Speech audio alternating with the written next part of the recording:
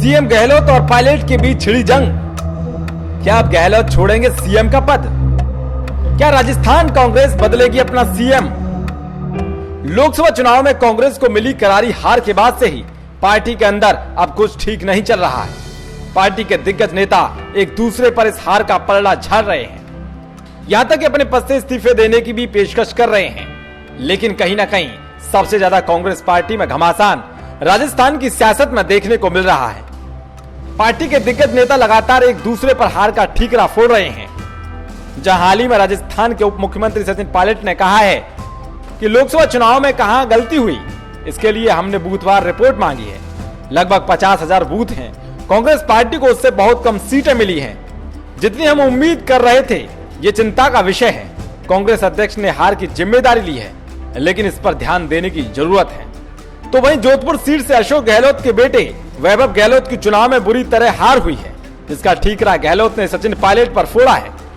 गहलोत ने कहा था कि जोधपुर सीट पर हार की जिम्मेदारी पायलट को लेनी चाहिए, क्योंकि उन्होंने दावा किया था कि पार्टी यहां भारी मतों से जीत रही है।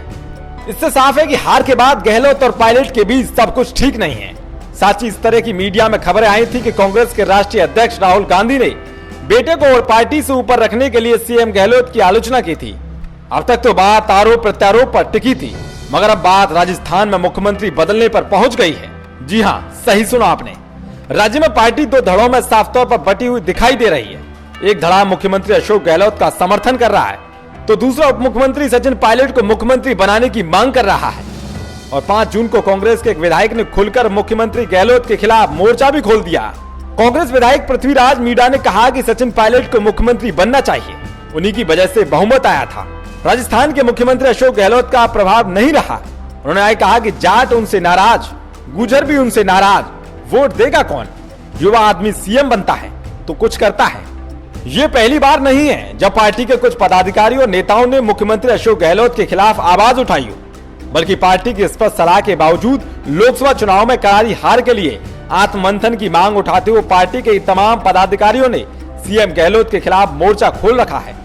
राजस्थान प्रदेश कांग्रेस कमेटी के एक सचिव की राय है कि पार्टी प्रदेश अध्यक्ष सचिन पायलट को अशोक गहलोत की जगह मुख्यमंत्री बनाना चाहिए, क्योंकि उन्होंने 5 साल तक जो कड़ी मेहनत की है, उसी की वजह से विधानसभा चुनाव में पार्टी को जीत हासिल हुई है।